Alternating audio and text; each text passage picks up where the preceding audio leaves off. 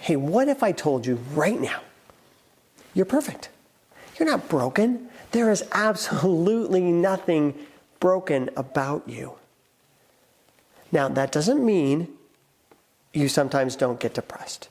That doesn't mean that sometimes you have feelings of anxiety. Maybe self-doubt. Maybe lack motivation, drive. Those are all normal things. But maybe it's not because you're mentally ill. Maybe it's because you don't understand how to create mental health. Now, if you want to know the difference between mental illness and creating mental health or lacking mental health, then you got to check out this video. Hi, I'm Brett, your favorite shrink, and welcome back to My 5 Minds. Hey, today we're going to work a little bit, or maybe explain a little bit more about systems and help you understand how your brain is made up of 5 different parts, and those 5 parts have to work together to create a system for you to really be able to achieve happiness, to be more, to do more, and to feel better. And we're going to talk a little bit about how to do that today.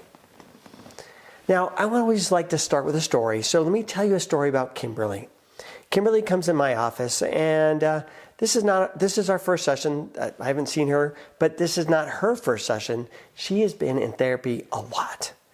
And she sits down and she tells me about how she's done almost everything. She's done EMDR, she has done EFT, emotionally focused therapy. She has done yoga, she has done meditation, she's done mindfulness, she's done all these different things.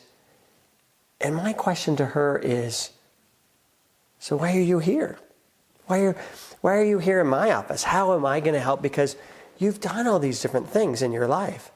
Well, her issue is that she still gets sad sometimes. She still struggles with motivation. She at times feels anxious and nervous. And she doesn't feel like she's quite where she wants to be. So she keeps going to therapy as a way to kind of figure out or find out whatever it is that's broken. Well, my thought is maybe there's nothing broken.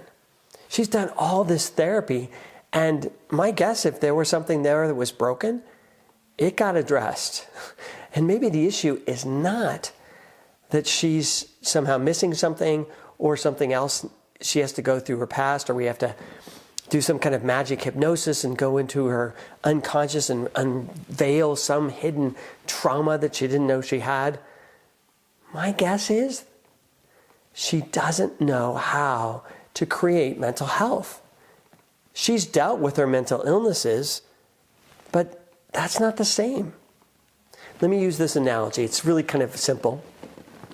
Imagine that you have an infection, and you go to the doctor, and the doctor gives you antibiotics.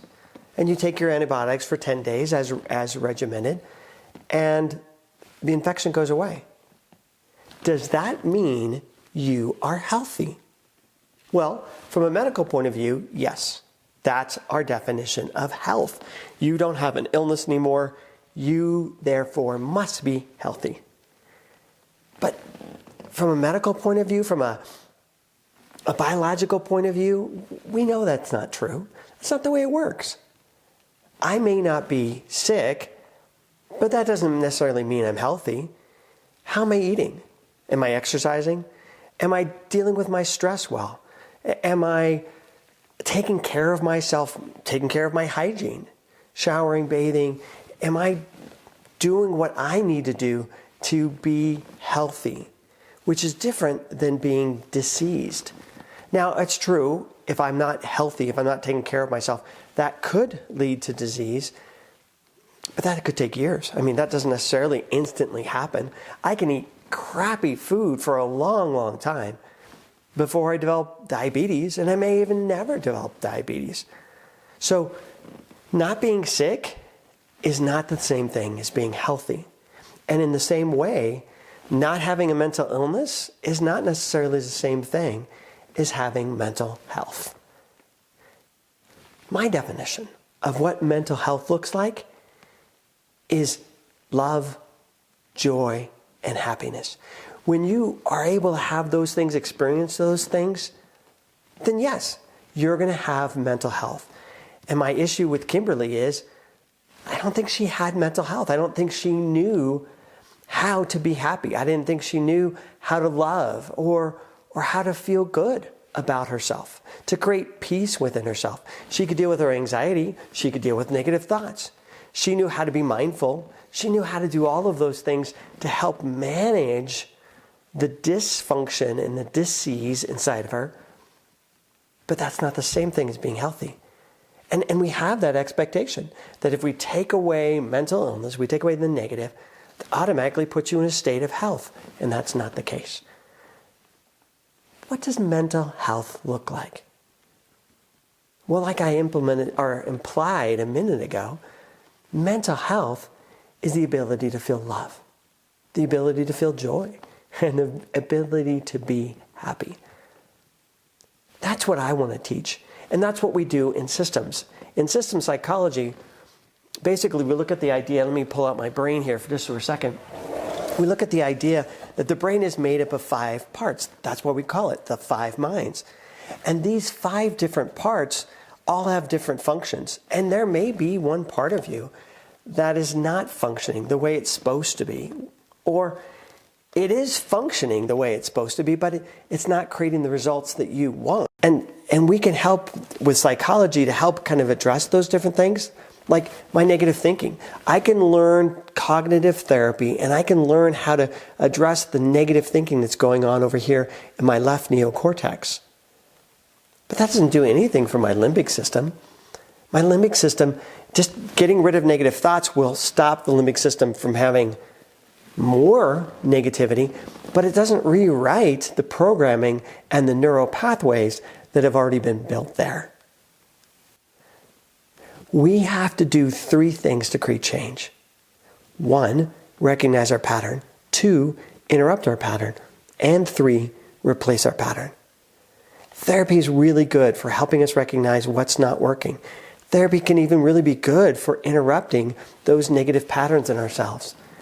But in terms of replacing positive patterns, teaching people how to love or be happy, we're just beginning.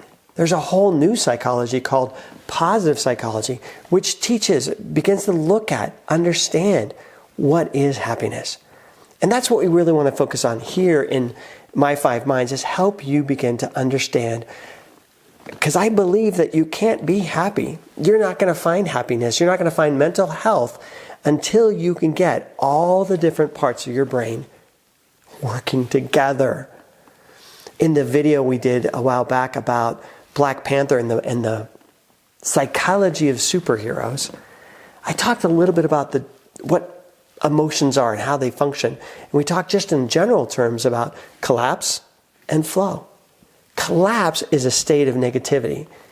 It's always associated with some feeling that we call negative. Anger, hurt, sorrow, fear, anxiety, stress, frustration, all have an element of collapse in them. Where positive feelings have flow, love, joy, happiness. Where flow occurs is when all my different minds are working together.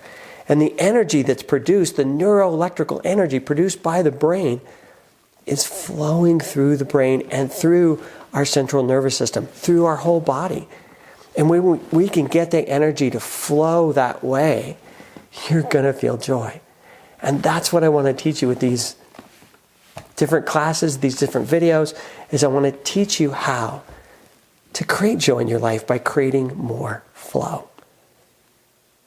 So, the definition of mental health is not the absence of mental illness. Mental health is the presence of love, joy, and happiness. Thanks for watching. Again, I'm Brett, your favorite shrink, and you've been watching My 5 Minds. Talk to you soon.